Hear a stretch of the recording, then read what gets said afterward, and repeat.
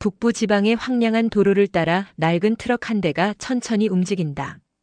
조종간을 잡은 성철의 손은 거칠고 얼굴은 먼지로 덮여 있다. 2000년대 초반 북한의 현실은 공식 배급 체계가 완전히 붕괴된 상태였다. 사람들은 생존을 위해 장마당이라 부르는 비공식 시장에 의존할 수밖에 없었고 성철도 그 무리 중 한 명이었다. 어린 시절부터 손재주가 뛰어났던 성철은 이웃의 오토바이를 고쳐주는 일로 시작했다. 처음엔 쌀 몇 줌을 받는 것이 전부였지만 그의 솜씨는 빠르게 입소문이 났다. 무엇보다 중요한 것은 그가 약속을 지킨다는 것이었다. 이틀 안에 고쳐드리겠습니다라고 말하면 정확히 이틀 안에 고쳤다.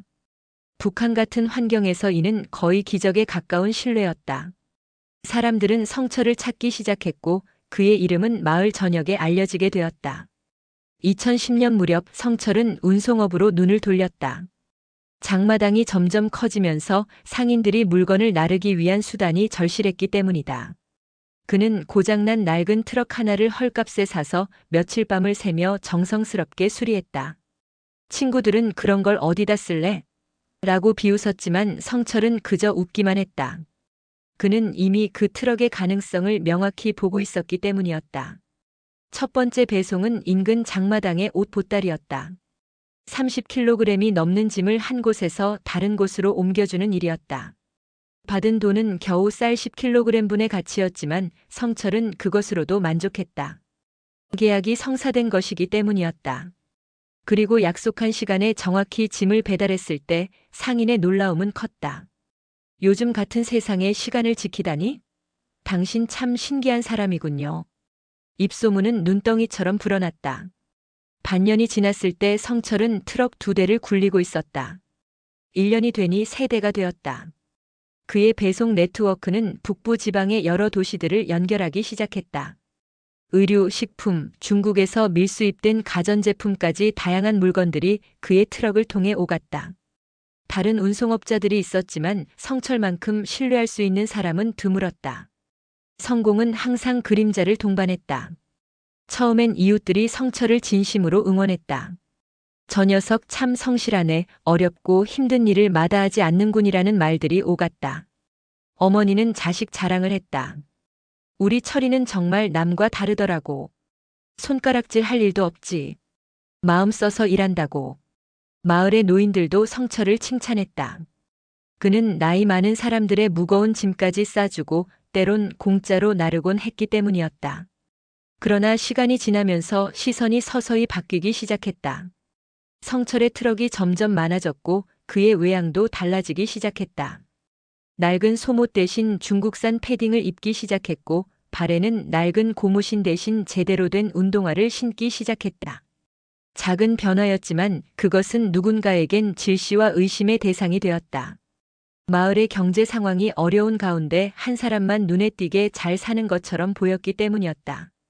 한 이웃이 성철의 아내에게 물었다. 당신 남편 요즘 꽤 잘 버는데? 혹시 국가에 적발되면 어떻게 하려고? 그 말은 표면적으로는 걱정처럼 들렸지만 실제로는 위협이자 경고였다. 성철은 이러한 분위기에 미묘한 변화를 느꼈지만 무시했다. 자신은 불법을 하지 않았다고 믿었기 때문이었다. 물론 그것은 순진한 생각이었다. 성철의 첫 번째 실수는 자신을 너무 믿었다는 것이었다. 두 번째 실수는 자신의 성공을 너무 드러냈다는 것이었다. 그리고 세 번째 실수는 그것이 누군가에게 위협으로 작용한다는 것을 깨닫지 못했다는 것이었다. 북한 같은 환경에서 개인의 성공, 특히 국가의 통제 범위를 벗어나서 이루어지는 성공은 위험했다. 어느 날 오후 마을의 당 간부가 성철을 찾아왔다. 평소와 다른 엄숙한 표정이었다.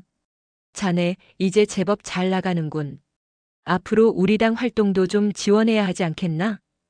그것은 제안이 아니라 명백한 협박이었다. 성철은 그 순간 깨달았다. 자신의 모든 성공은 어디까지나 다른 누군가의 암묵적인 허락 속에서만 가능했다는 것을. 그리고 이제 그 대가를 치러야 할 시간이 온 것이었다. 성철과 당 간부 사이의 거래는 공식적이지 않았다. 하지만 마을 모두가 알고 있는 관계였다. 공식적으로는 불법이지만 실제로는 모두가 묵인하는 그런 거래였다. 성철은 매달 일정에게 물품을 당에 바치기로 합의했다. 쌀, 옥수수, 때론 중국산 휴대폰이나 담배까지 그 종류는 다양했다. 그 외에도 운행 허가라는 명목으로 다양한 관계자들에게 뒷돈을 건네야 했다. 공안에게, 보위부에게, 지방행정 간부에게, 심지어 도로 검문소의 병사들에게까지. 성철은 자신이 번 돈의 상당 부분을 이러한 허가료와 손님비에 바쳐야 한다는 현실을 서서히 받아들이기 시작했다. 그것이 북한 시스템에서 작은 사업가로 살아가는 유일한 방식이었기 때문이었다. 이게 정상인가? 라는 질문이 밤마다 성철의 마음에 떠올랐다. 그럴 때마다 그는 자신에게 말했다. 아니다, 이건 정상이 아니다. 하지만 이것만이 살아가는 방법이다. 거절하면 내일 모레 공안이 올 것이고 사업은 끝날 것이다. 그것은 자기 기만이자 동시에 현실에 대한 냉철한 인정이었다. 이 거래가 시작되면서 성철의 사업은 오히려 더욱 빠르게 성장했다. 이제 그는 공식적인 보호를 받고 있었기 때문이었다. 공안들도 더 이상 그를 괴롭히지 않았고 보위부도 눈을 감았다. 대신 그들은 정기적으로 집을 방문했고 정중한 태도로 돈과 물품을 가져갔다. 마치 세금처럼. 성철은 이를 일종의 보호료로 이해했다. 나쁜 일들로부터의 보호, 억압으로부터의 보호였다. 2012년쯤 성철의 운송업은 본궤도에 오르게 되었다. 트럭은 이제 10대를 넘었고 운전수들도 여럿 고용하고 있었다. 매일 아침 그의 사무실에는 여러 운전수와 직원들이 오갔다. 그의 매출은 북한의 장마당 환경에서 꽤 괜찮은 수준이었다. 오가는 화물은 다양했다. 식량, 의류, 중국산 가전제품, 심지어 밀수입 담배까지. 성철은 누구를 실어 나르는지, 무엇을 운송하는지 묻지 않았다. 그것은 생존의 제일 원칙이었다. 성철의 수입은 빠르게 불어났다. 그의 집에 눈에 띄는 변화가 생기기 시작했다. 낡은 벽지가 새로운 것으로 교체되었고 방에 태양열 판넬이 설치되었다. 심지어 중국에서 가져온 전기밥솥까지 들여놓았다. 이것은 북한에서는 사치의 상징이었다. 전기가 제대로 공급되지 않는 나라에서 전기밥솥을 소유한다는 것은 특권을 의미했다. 밥을 지을 때마다 성철의 가족은 그 편리함에 감사했고 동시에 그것이 만들어낼 분쟁을 의식하지 않을 수 없었다. 성철의 아내는 새로운 옷을 입기 시작했다. 중국산 천으로 만들어진 바지와 윤기 나는 한 벌의 정장까지. 이웃 여인들의 눈에 띄지 않을 수 없었다. 처음엔 미소로, 그 다음엔 넓은 미소로 인사를 나누던 이웃들의 표정이 점차 경직되기 시작했다. 말을 걸 때도 이전의 친근함이 사라지고 조심스러운 거리감이 생겼다. 성철의 어린 딸이 학교에서 새 책가방을 들고 오자 몇몇 학부모들의 투덜거림이 시작되었다. 저건 어디서 났어? 우리 아이도 같은 걸 보라고 한다니. 표면적으로는 부러움이었지만 그 속엔 분명한 불편함과 의심이 섞여 있었다. 성철은 자신의 성공이 이웃들 사이에 갈등을 만들고 있다는 것을 점점 더 명확히 느껴야 했다. 그러나 성철은 자신이 한 것이 나쁜 것이라고 생각하지 않았다. 그는 열심히 일했을 뿐이었다. 국가가 배급하지 못하는 것을 보충했을 뿐이었다. 국가가 일자리를 주지 않으니 자신이 일자리를 만든 것이었다. 그럼 왜 이것이 죄가 되어야 할까? 성철은 이 질문의 답을 찾지 못했다. 자신의 논리는 완벽해 보였다. 시간이 흐르면서 성철은 새로운 거래처를 넓혀갔다. 중국과의 국경 지역에서 밀수입업자들을 만났다. 처음엔 긴장했지만 그들은 성철의 운송 능력에 깊은 주목을 했다. 그리고 그가 상상조차 못했던 돈을 제시했다. 성철은 밤새 고민했다. 이건 정말 위험한 일이었다. 발각되면 단순한 뇌물죄가 아니라 더 큰 죄목이 씌워질 수 있었다. 하지만 거절할 수 없는 돈이었다. 가족을 위해서라도. 그렇게 성철은 점점 더 깊숙이 장마당 경제의 중심부로 빨려 들어갔다. 그것은 처음부터 의도한 것이 아니었다. 단지 생존하려다 보니 그렇게 된 것이었다. 그리고 그 과정에서 한 가지 중요한 것을 심각하게 놓치고 있었다. 자신의 성공이 누군가에 깊어지는 불만과 질시를 키우고 있다는 것. 그 불만과 질시는 시간이 지날수록 더욱 커지고 있었고 언젠가는 확실히 누군가의 입을 통해 공안에 신고되기를 기다리고 있었다. 성철은 그것을 모르고 있었다.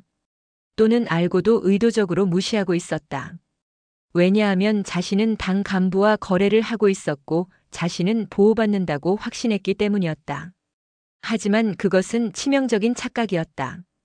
그 착각이 곧 모든 것을 파괴할 것이었다. 성철의 집에 전기밥솥이 들어오고 새로운 가구들이 들어서고 아내가 새로운 옷을 입기 시작한 그 순간부터 마을은 미묘하게 변했다. 처음엔 무의식적인 변화였다. 이웃 여인들이 지나칠 때 눈인사를 덜 자주 했고 마을의 모임에 초대되는 횟수가 줄어들었다. 성철의 아내는 이를 명확히 느꼈다. 시장에서 만난 이웃 여인이 예전처럼 정겨운 인사를 건네지 않았던 것이다. 성철 자신도 변화를 감지했다. 예전엔 길을 지나다가 만난 사람들이 반갑게 인사를 했다. 요즘 어떠신가요? 사업 잘 되시나요? 이제는 고개만 숙이고 지나갔다. 그 변화는 처음엔 미묘했지만 시간이 지날수록 명백해졌다. 누군가가 의도적으로 그를 피하는 것 같았다. 가장 먼저 표출된 것은 마을의 모임에서였다. 협동농장에 공동노동이 있는 날 성철은 당연히 참여해야 했다. 하지만 그날 당 간부는 성철을 불렀다. 자네는 이제 그런 걸 할 필요가 없네. 대신 당에 얼마를 내놓겠나? 표면적으로는 면제처럼 들렸지만 실제로는 차별이었다. 마을 공동체에서 그를 분리하기 시작한 것이었다. 마을 사람들은 이를 더욱 부정적으로 받아들였다. 공동노동에 참여하지 않는다는 것은 집단주의 원칙에 어긋나는 것이었다. 비록 당 간부의 지시였지만 사람들은 그것을 성철의 거만함으로 해석했다. 저 자식이 이제 자기들과 다르다고 생각하는 거야. 돈 몇 푼 생겼다고 공동체의식을 버렸네. 이런 식의 수군거림이 마을 전역에 퍼지기 시작했다. 성철의 딸이 학교에서 받은 대우도 미묘하게 바뀌었다. 담임 선생님은 공식적으로는 아무 말도 하지 않았지만 성철의 딸이 학급 활동에서 주요 역할을 맡을 일이 거의 없었다. 한 번은 축제 무대에 올라가고 싶다고 말했을 때 선생님은 다른 아이들에게 기회를 주어야 하지 않겠냐고 말했다. 공평한 기회라는 것이 성철 가족에게는 적용되지 않고 있었다. 이웃집의 주민 조직원이 성철의 집을 찾아온 것은 그 무렵이었다. 주민 조직원은 공식적인 방문이라고 했지만 그 목적은 명확했다. 요즘 좀 잘 산다더라. 마을 기금에 좀 더 낼 수 있지 않겠나? 이것은 또 다른 형태의 세금이었다. 공식적인 것도 아닌 비공식적이면서도 강압적인 것이었다. 거절할 수 없는 것이었다. 성철은 돈을 냈다. 그리고 또 냈다. 당에, 주민 조직에, 그리고 끊임없이 나타나는 다양한 단체들에게. 돈을 내면 당장의 불편함은 피할 수 있었지만 마음의 불편함은 사라지지 않았다. 그는 자신이 무언가 잘못된 것으로 낙인 찍혀가고 있다는 것을 알았다. 가장 충격적인 순간은 성철의 어머니가 이웃 여인들에게 받은 말이었다. 우리 철이 벌이 많다고? 그건 좋은 일이 아닐 거야. 돈을 깨끗이 버는 아들을 가진 여자가 어디 있냐고. 우리 아들은 국가를 위해 열심히 일하고 정직하게 버는데. 어머니는 집에 와서 울었다. 우리 철이 내가 너를 자랑했던 게 이젠 부끄럽다니. 성철은 어머니를 위로했지만 속으로는 절망했다. 자신을 가장 먼저 응원해주던 사람, 자신의 성공을 가장 기뻐하던 사람이 이제는 자신을 의심하고 있었다. 그것이 가장 큰 상처였다. 마을의 분위기는 점점 더 적대적으로 변했다. 성철의 트럭이 지나가면 아이들이 돌을 던졌다. 그들은 자신이 뭘 하는지 모르고 있었지만 어른들의 감정을 흡수하고 있었다. 시장에서 성철의 아내를 만난 상인들도 이전보다 더 높은 가격을 부르기 시작했다. 이 부자 여자한테는 비싼 가격을 받아도 되지. 성철은 점점 고립되어 갔다. 한때 그를 칭찬했던 사람들이 이제는 그를 비판했다. 그것이 얼마나 빠르게 일어났는지가 놀라웠다. 몇 개월 전만 해도 우리 철이는 다르더라고라고 말하던 어머니의 친구들이 이제는 그 남자 생각도 변했어라고 말했다. 가장 두려웠던 것은 이런 불만과 질시가 언젠가는 공식적인 형태로 터질 것이라는 점이었다. 누군가의 신고 또는 고발, 당 조직의 비판대회 또는 자비판. 성철은 밤새 이런 것들을 생각하며 잠을 설쳤다. 그러던 어느 날 예상하지 못한 일이 일어났다. 공안이 집에 찾아온 것이었다. 당 간부가 아니라 공안이 직접. 성철은 가슴이 철렁 내려앉았다. 이제 끝이 나려고 하는 건가?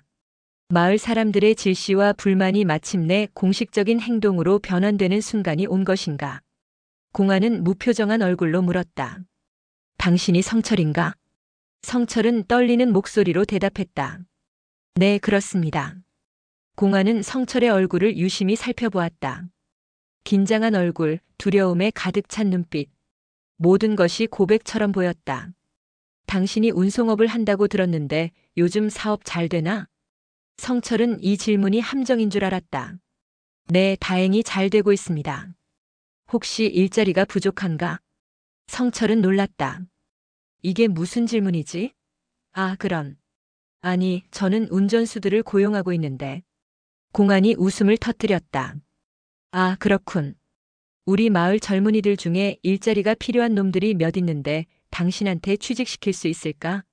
물론 임금은 국가에서 일부를 보조할 테니까. 성철은 흐리멍덩했다. 이게 체포인가 아니면 협력 요청인가? 네, 물론입니다. 그리고 한 가지 더. 당신이 운송하는 물품 중에 의심스러운 것들이 있다는 신고가 들어왔어. 앞으로는 좀 더 조심하게. 우리가 검열할 테니까. 성철의 얼굴이 창백해졌다. 신고. 그것은 이웃 중 누군가였을 것이다. 아니, 아마도 여럿일 것이다. 알겠습니다. 조심하겠습니다. 공안이 떠나간 후 성철은 한동안 움직이지 못했다. 마침내 그 순간이 온 것이었다. 당 간부와의 거래가 더 이상 그를 보호할 수 없다는 것을 의미했다. 공안이 직접 나타났다는 것은 이미 누군가가 그를 신고했다는 뜻이었다. 성철은 집 밖으로 나갔다. 마을의 도로를 걸으며 사람들의 시선을 느꼈다. 모두가 자신을 바라보고 있었다. 그의 아내, 그의 어머니, 마을 사람들. 그들의 눈빛에는 동정도 없고 연민도 없었다. 오직 질시와 승리감만 있었다. 성철은 깨달았다. 자신의 성공이 결코 자신만의 것이 아니었다는 것을. 그것은 모두의 관심이 된 것이고 모두의 판단의 대상이 된 것이었다. 그리고 그 판단은 이미 내려진 것 같았다. 이제 남은 것은 그 판단의 결과를 받아들이는 것뿐이었다. 공안의 방문 이후 성철의 삶은 급격하게 변했다. 트럭 운송은 더 이상 자유로운 사업이 아니었다. 공안 요원들이 불규칙적으로 화물을 검열했고 매번 그들은 적절한 대가를 요구했다. 처음엔 당 간부에게 가던 뇌물이 이제는 공안에게도 가야 했다. 돈이 계속 새어나갔다.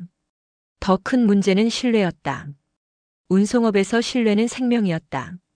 하지만 이제 고객들은 성철을 피하기 시작했다. 공안이 당신을 자주 검문한다더라. 우리 물건을 맡기기가 불안하다. 장마당 상인들 사이에 그런 말이 퍼졌다. 성철의 운송 네트워크는 빠르게 축소되었다. 반달 만에 트럭 운송 건수는 절반으로 줄었다. 한 달 만에 4분의 1이 되었다. 운전수들을 해고해야 했다. 죄송합니다. 일이 줄어서. 그들의 실망한 표정이 성철의 마음을 짓밟았다. 방금 일자리를 얻은 젊은이들이었다. 공안이 소개한 사람들이었다. 당 간부는 더 이상 성철을 찾지 않았다. 아니, 찾지 않는 것이 아니라 피했다. 한때 정기적으로 뇌물을 받으러 오던 그 간부가 성철을 마주치면 모른 척 지나쳤다. 보호해주는 대신 배신한 것이었다. 성철은 이제 누구의 편도 아니었다. 마을에서의 소식은 더욱 복잡했다.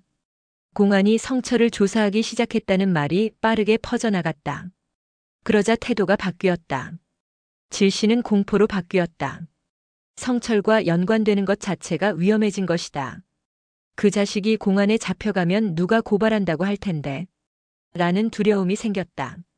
성철의 어머니는 이웃들의 눈을 피해 외출을 줄였다. 우리 철이 잘못한 게 있나? 라고 물어오는 사람들 때문이었다. 어떤 사람은 동정적으로, 어떤 사람은 호기심으로, 어떤 사람은 위협적으로 물었다. 어머니는 모두에게 우리 철이는 열심히만 일했어 라고 대답했지만 자신의 목소리를 믿지 못했다. 성철의 아내는 시장에 가지 않았다. 짐을 들고 다니는 것이 너무 무거워졌기 때문이 아니라 사람들을 만나는 것이 힘들어졌기 때문이었다. 예전의 친구들이 이제는 혹시 당신 남편 큰일 나는 건 아닐까?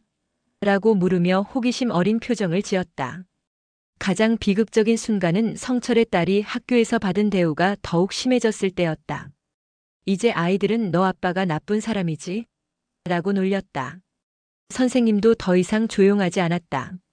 성철의 딸, 넌 아버지의 잘못을 뉘우쳐야 한다. 라고 공개적으로 말했다. 아이는 학교에 가기를 거부했다. 성철은 절망했다. 자신의 성공이 가족을 파괴했다. 자신이 벌어들인 돈이 가족을 위험에 빠뜨렸다. 자신의 노력이 자식의 친구들로부터의 놀림거리가 되었다. 이 모든 것이 자신 때문이었다. 공안은 계속 나타났다. 월 1회에서 주 2회로 검문 횟수가 늘었다. 매번 차량을 검색했고 매번 돈을 요구했다. 한 번은 공안이 성철에게 물었다. 당신 불법 물품 운송한 적 없나? 성철은 그렇다고 말했다. 공안은 웃음을 터뜨렸다. 정직한 놈도 있네. 근데 우린 이미 알고 있어. 다만 아직 처벌해야 할 때인지 아닌지를 판단하는 중일 뿐이야. 성철은 밤을 깨워가며 고민했다. 이대로 가면 언젠가는 체포될 것이다. 그리고 체포되면 재판이 있을 것이고 재판이 있으면 감옥이 있을 것이다. 북한의 감옥은 죽음과 같은 곳이었다. 그곳에서 나오는 사람은 이미 영혼이 없는 사람이었다. 성철은 도주를 생각하기 시작했다. 처음엔 생각일 뿐이었다. 불가능한 미친 생각. 하지만 시간이 지나면서 그것은 현실이 되었다. 중국으로 가는 것. 그곳에서 새 삶을 시작하는 것. 가족 없이. 아내는 처음엔 거부했다. 미쳤어? 나라를 나간다고? 그럼 우리는? 성철은 목이 메었다. 미안해. 정말 미안해. 내가 이 지경으로 만들어서. 그게 무슨 소리야? 우린 당신과 함께하고 싶은데? 함께 가면 더 위험해. 넌 아이를 봐야 해. 나라를 나가는 건 죽음과 같아. 너희도 죽는 거야. 부부 사이에 눈물이 오갔다. 이것이 바로 북한 체제의 현실이었다. 성공이 도주를 낳고 도주가 가족 분리를 낳는 것이었다. 성철은 준비했다. 몇 달에 걸쳐 돈을 모았다. 인신매매꾼들과 접촉했다. 그들은 성철을 중국의 단동까지 데려가기로 했다. 대가는 많지 않았다. 성철이 가진 거의 모든 돈이었다. 떠나는 밤 성철은 가족을 보았다. 아내는 울지 않았다. 눈물이 나올 곳이 없었을 것이다. 딸은 아빠 언제 오? 라고 물었다. 성철은 대답할 수 없었다. 아마도 오지 못할 것이기 때문이었다. 좋은 곳에서 살겠니? 그리고 엄마 말 잘 들어. 성철은 아내에게 몰래 남긴 편지가 있었다. 그 편지에는 자신이 숨겨둔 약간의 돈과 귀금 속의 위치가 적혀 있었다. 아내와 딸이 살아갈 최소한의 자산이었다. 새벽 4시 성철은 집을 나갔다. 뒤돌아보지 않았다. 뒤돌아보면 돌아올 수 없을 것 같았다. 인신매매꾼들이 기다리고 있는 숲으로 향했다. 국경을 넘는 길은 위험했다. 독은 강이 있었고 감시병이 있었고 죽음이 있었다. 하지만 성철은 달렸다. 불법 운송의 주인인 그가 이제는 자신이 불법 운송의 화물이 되어서 마을에서는 그의 집이 조용해졌다. 공안은 한 번 더 찾아왔다가 아무도 없다는 것을 알았다. 그들은 웃음을 터뜨렸다. 도망쳤네. 마을 사람들도 알게 되었다. 성철이 도망쳤다고. 그러자 한 가지 일이 일어났다. 그를 미워하던 사람들 중 일부가 갑자기 그를 불쌍해하기 시작한 것이었다. 그 자식도 결국 악당들 손에 잡혀가는 건가? 도망치다가 강에서 죽을 수도 있겠지. 이제 그 가족 어떻게 될까? 이제 그 가족 어떻게 될까? 사람들의 시선은 다시 변했다. 이제 성철은 악인이 아니라 피해자로 보였다. 또는 가여운 자로. 하지만 성철 자신은 그곳에 없었다. 오직 위험한 밤길을 달리고 있을 뿐이었다. 뒤에는 죽음이 따라오고 있었고 앞에는 불확실한 미래가 기다리고 있었다. 성철은 달렸다. 자신의 죄에서 그리고 자신의 성공에서 벗어나기 위해. 압록강에 도착했을 때 성철의 다리는 이미 떨리고 있었다. 인신매매꾼이라고 불리는 남자는 무표정했다. 여기서 기다려. 이 시간 후에 움직인다. 성철은 강가의 어두운 숲에서 쭈그리고 앉았다. 중국 쪽 불빛이 희미하게 보였다. 그곳이 자유의 땅인지 아니면 다른 지옥인지 알 수 없었다. 하지만 뒤는 더 이상 돌아갈 수 없는 곳이었다. 뒤에는 공안이 있었다. 인신매매꾼은 3명을 더 데려왔다. 성철처럼 도망친 사람들이었다. 한 명은 젊은 여성, 또 다른 사람은 중년의 남자였다. 그들은 눈을 마주치지 않았다. 각자의 절망을 감추고 싶었을 것이다. 이제 가자. 조용히. 감시병이 있을 수 있다. 인신매매꾼은 지역을 잘 알고 있었다. 그는 감시 지역을 피해 강을 건넜다. 물은 차갑고 깊었다. 성철은 헤엄치기보다는 겨우 떨어지지 않으려고 버티고 있었다. 옆에 여성이 휘청거렸고 인신매매꾼이 그녀의 팔을 잡았다. 강을 건너는데 30분이 걸렸다. 강을 건널 때 성철은 자신의 과거가 흘러가는 것을 느꼈다. 모든 것이, 성공도 실패도 가족도. 이제 그는 맨손의 망명자였다. 중국 쪽에 도착하자 상황은 더욱 복잡해졌다. 인신매매 조직의 또 다른 멤버가 기다리고 있었다. 그는 나이 많은 여성이었다. 신분증이 있나? 성철은 고개를 저었다. 시간이 좀 필요해. 위조 문서를 만들어야 한다. 그 사이에 일을 해야지.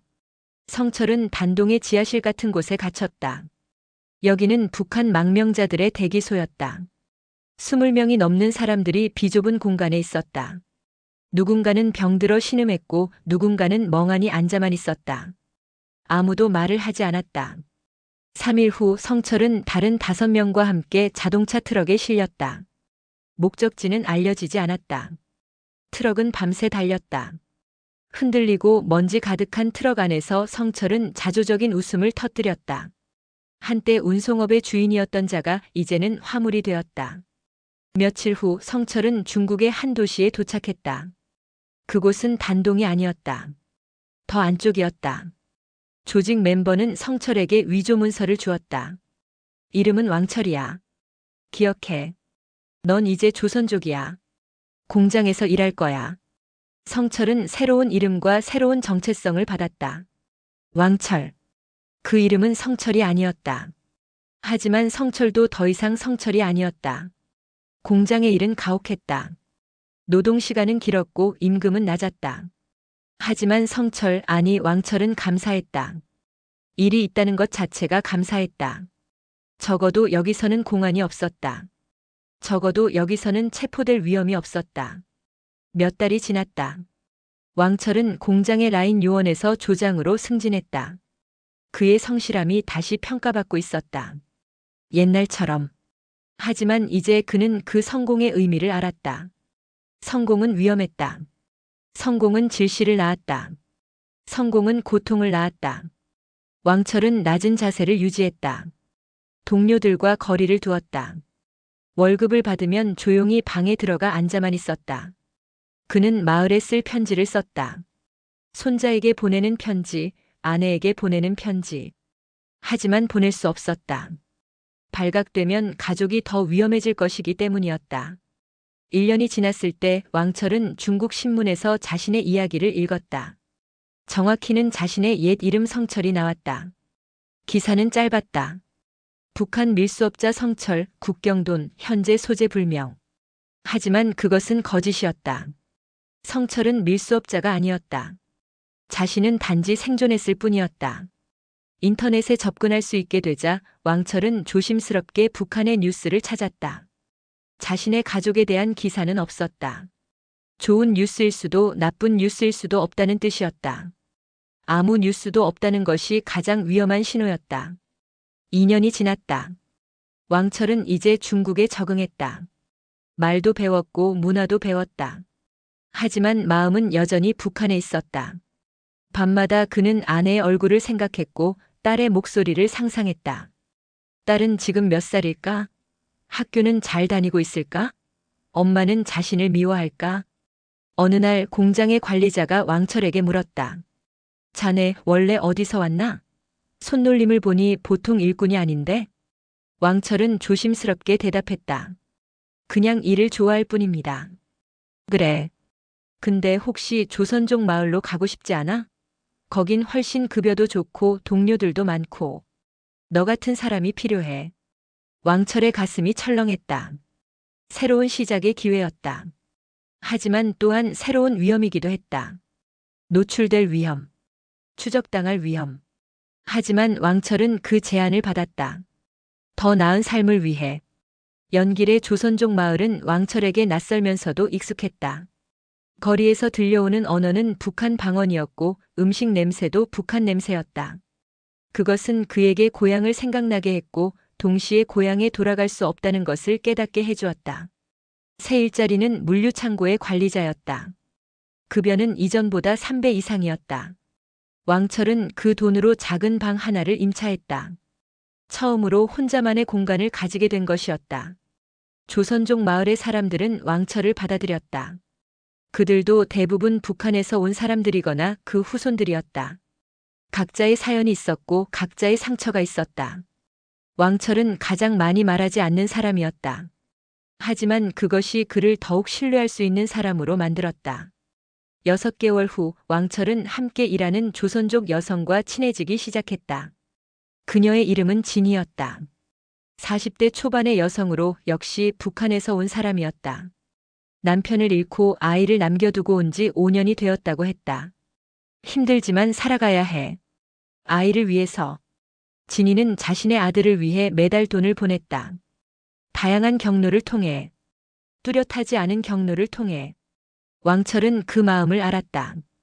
가족을 위한 절박함. 돈을 보내는 것 자체가 추적될 위험을 만들 수 있다는 것도 알았다. 하지만 가족을 포기할 수는 없는 것이었다. 왕철은 진이를 도왔다. 안전한 경로로 돈을 보내는 것을 도왔다. 물론 완벽하게 안전한 경로는 없었다. 하지만 조심스러운 방법은 있었다. 1년이 지났을 때 왕철은 진이와 함께 살기로 결정했다. 결혼은 하지 않았다. 혼인신고는 또 다른 신분의 기록을 남기는 것이었고 그것은 위험했다. 하지만 함께 살았다.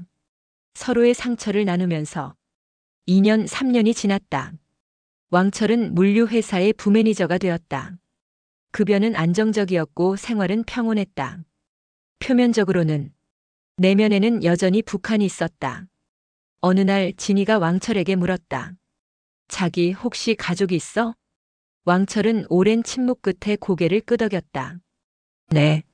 아내와 딸이 있어요. 진이는 놀라지 않았다. 그녀도 아들이 있었으니까. 그럼 언젠가 다시 만날 거야? 글쎄요. 아마도 안 될 것 같아요. 그렇지 않을 수도 있어.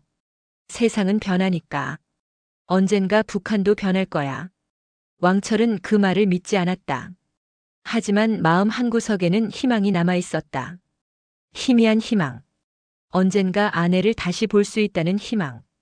그러던 5년째 변화가 찾아왔다. 왕철은 뉴스에서 북한의 개방 뉴스를 봤다. 공식적인 개방은 아니었지만 무언가가 움직이고 있었다. 국제기구의 진출, 중국과의 경제 협력 증가, 젊은이들의 한류 영상 시청. 왕철은 더욱 조심스럽게 연락을 시도했다. 조선족 상인들을 통해 편지를 보냈다. 아내의 이름 그리고 자신의 생존을 알리는 내용으로. 며칠 후 놀라운 일이 일어났다. 회신이 온 것이었다. 철아, 넌 살았구나. 나는 계속 살고 있어. 딸도 이제 커서 고등학교를 다니고 있어. 너를 미워한 적은 없었어. 다만 받아들이려고 노력했어. 손글씨는 흔들렸다. 아내도 세월의 무게를 견디고 있었다. 왕철은 처음으로 중국에서 눈물을 흘렸다.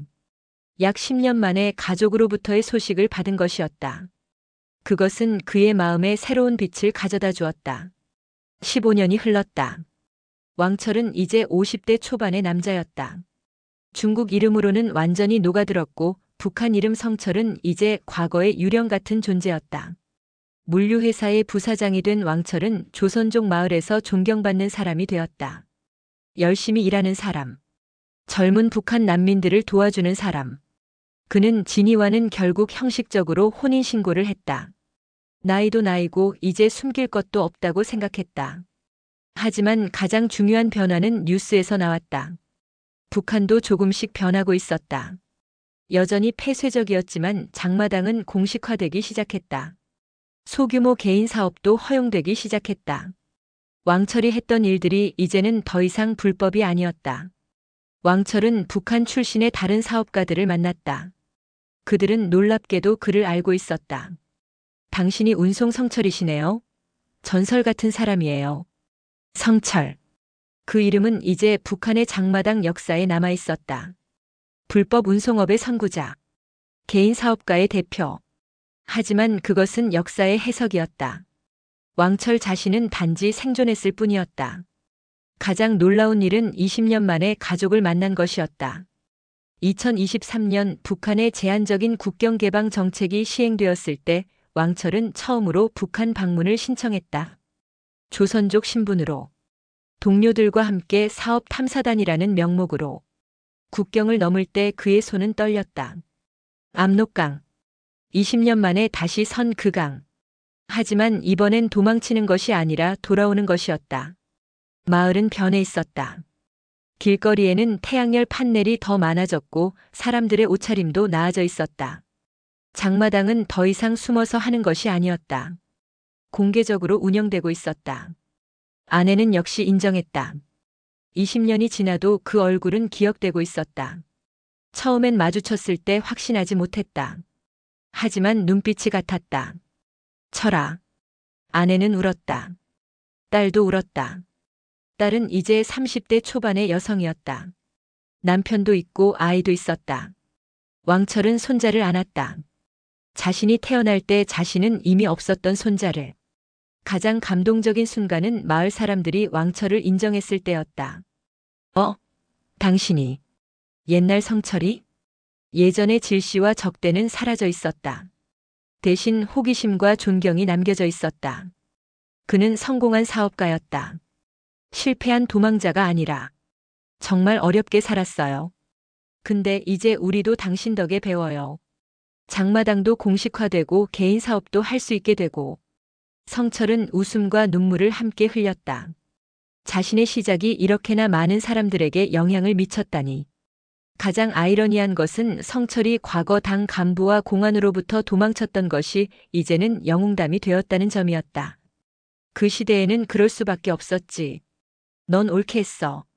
성철은 이제 다시 성철이었다. 아직 공식적으로는 왕철이었지만 마음속에는 성철이었다. 그가 가장 자랑스러워했던 순간은 손자에게 자신의 이야기를 들려줄 때였다. 할아버지는 어떻게 되신 거예요? 할아버지는 열심히 일했어. 그게 모두였어. 그런데 세상이 그것을 받아들이지 못했어. 그래서 떠났지. 그럼 할아버지는 나쁜 사람이에요? 성철은 생각했다. 그 질문에 대한 답을 20년을 기다려왔다. 아니야. 할아버지는 생존하려고 했을 뿐이야. 그리고 너의 할머니를 사랑했어. 너의 엄마를 사랑했어. 그게 죄라면. 그건 너무 슬픈 거야. 성철은 손자의 머리를 쓸어주었다. 손자는 할아버지를 이해하지 못했을 것이다. 하지만 언젠가는 이해할 것이었다. 마을을 떠나기 전 성철은 옛집을 다시 방문했다. 그 집에는 다른 사람이 살고 있었다. 하지만 집 밖에 선 채로 성철은 자신의 과거를 바라봤다. 그 집에서 시작된 모든 것. 성공, 질시, 도주 그리고 재탄생. 아내가 곁에 섰다. 이제 된 거 아니야? 우리도 좋은 결말을 만들 수 있어. 함께라면. 성철은 아내의 손을 잡았다. 응. 이제 됐어. 이제 됐어. 20년의 망명기를 끝내고 성철은 새로운 삶을 시작했다.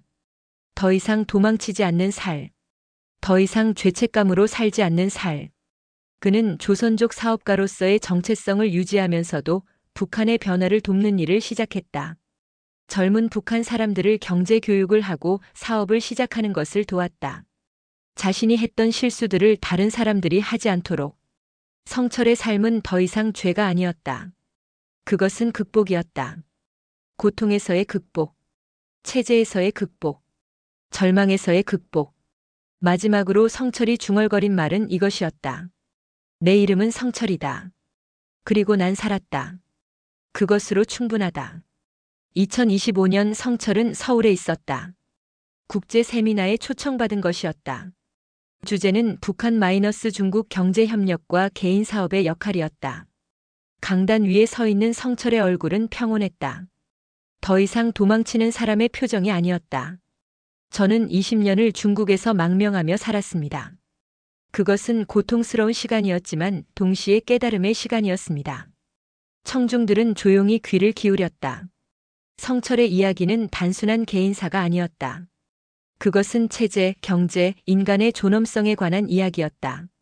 제가 초반에 한 일이 잘못된 것인지 올바른 것인지 아직도 모릅니다. 하지만 분명한 것은 그때 저는 살아야 했다는 것입니다.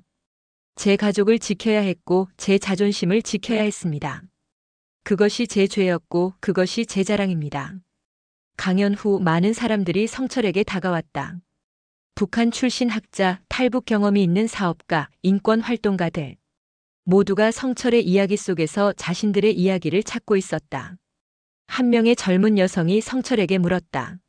선생님, 혹시 후회하신 적 없으세요? 가족을 남기고 떠난 것 말입니다.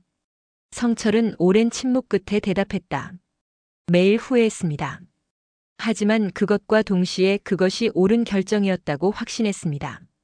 인생은 그런 것 같습니다. 후회와 확신이 동시에 존재하는 공간에서 살아가는 것이죠. 그날 밤 성철은 호텔방에서 혼자였다. 창밖은 서울의 야경이었다. 밝고 화려하고 자유로운 도시. 자신이 꿈꿨던 그런 도시였다. 그의 휴대폰에 메시지가 들어왔다. 아내에게서였다. 철아, 딸이 너한테 물었어. 아빠 언제 오냐고.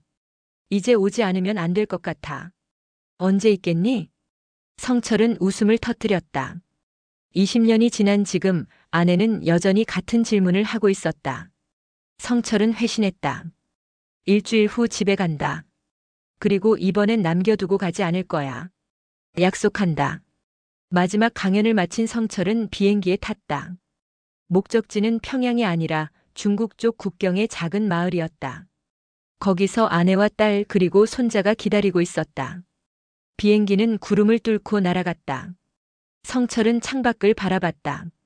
누군가는 구름을 통해 희망을 본다고 했다. 누군가는 구름을 통해 절망을 본다고 했다. 성철은 그것들 모두를 봤다. 그리고 그 모든 것을 받아들였다. 성철의 삶은 특별하지 않았다. 그것은 수많은 북한 사람들의 삶이었다. 생존을 위해 규칙을 어기고 추적을 피하고 새로운 이름으로 살아가는. 하지만 성철의 차이는 그것을 피할 수 없는 선택이 아니라 그것에서 배우는 삶을 선택했다는 것이었다. 국경 마을에 도착했을 때 아내와 딸이 기다리고 있었다. 성철은 그들을 안았다. 말은 필요 없었다. 20년의 시간이 몸 어딘가에 축적되어 있었고 그것이 모두를 말했다. 아빠. 손자가 성철의 다리에 안겼다. 이 아이는 할아버지를 처음 만나는 것이었다. 하지만 뭔가를 느꼈을 것이다. 혈연이 아닌 그 이상의 무언가를. 할아버지가 여기 있단다. 이제 떠나지 않을 거야. 성철은 다시는 도망치지 않을 것이었다. 그는 충분히 도망쳤다. 이제 남겨진 것은 받아들임이었다. 저녁 식탁에 앉아 성철은 자신의 삶을 돌아봤다. 시작은 작은 오토바이 수리였고 그것이 운송업으로 변했고 그것이 도주로 변했고 그것이 망명으로 변했고 마침내 그것이 삶으로 변했다. 철아, 혹시 미안해? 내가 이렇게 기다려서? 아내가 물었다. 성철은 아내의 손을 잡았다. 아니야. 오히려 고마워. 미안해하며 기다려줘서. 그럼 앞으로는? 앞으로는 함께 살아. 더 이상 멀어질 일은 없을 거야. 우리는 충분히 멀리 떨어져 있었어. 그 밤 성철은 오랜 시간 잠을 이루지 못했다. 하지만 그것은 고민의 밤이 아니었다. 그것은 감사의 밤이었다. 자신이 살아있다는 것에 대한 감사. 새벽 해가 떠올 때 성철은 창 밖을 봤다. 국경 너머 먼 산들이 보였다. 그곳은 자신이 떠나온 곳이었다. 그곳은 자신의 상처였고 자신의 성공이었고 자신의 죄였다. 하지만 이제 그곳은 다른 것이었다. 그곳은 통과점이었다. 그곳은 성철이라는 사람을 만드는 데 필요했던 시간이었다. 성철 아저씨라고 불렸던 시절도 있었고 왕철이라고 불렸던 시절도 있었다. 하지만 결국 내 이름은 하나다. 성철은 거울을 봤다. 거기에는 늙은 남자가 있었다. 하지만 그 눈에는 여전히 불이 타고 있었다. 생존의 불. 그리고 그 불 너머에는 희망이 있었다. 성철의 이야기는 여기서 끝이 아니었다. 그것은 시작이었다. 그는 다시 중국으로 돌아갔다. 하지만 이제는 망명자로서가 아니라 교육자로서. 그는 북한 청년들을 돕고 그들에게 개인 사업의 가능성을 가르쳤다. 자신이 했던 실수들을 반복하지 않도록. 그는 책을 썼다. 운송인의 기억 마이너스 그것이 성철의 진짜 유산이었다. 그의 삶 자체가 교훈이 되는 것이었다. 5년 후 성철은 연길에서 작은 세미나를 개최했다. 주제는 개인 사업과 도덕적 선택이었다. 청중 중에는 처음 자신을 신고했을지도 모르는 마을 사람들의 후손들도 있었을 수 있다. 하지만 성철은 누구도 판단하지 않았다. 그들도 생존해야 했으니까. 감정은 귀합니다. 하지만 생존도 귀합니다. 우리가 해야 할 일은 이 둘 사이의 균형을 찾는 것입니다. 그것이 인간답게 사는 것입니다. 성철의 가르침은 많은 사람들에게 영향을 미쳤다. 그 중에는 자신도 과거에 도피 경험이 있는 사람들이 있었다. 그들은 성철을 보며 희망을 얻었다. 마지막으로 성철이 가장 아끼는 공간은 자신의 집 서재였다. 거기에는 3개의 여권이 보관되어 있었다.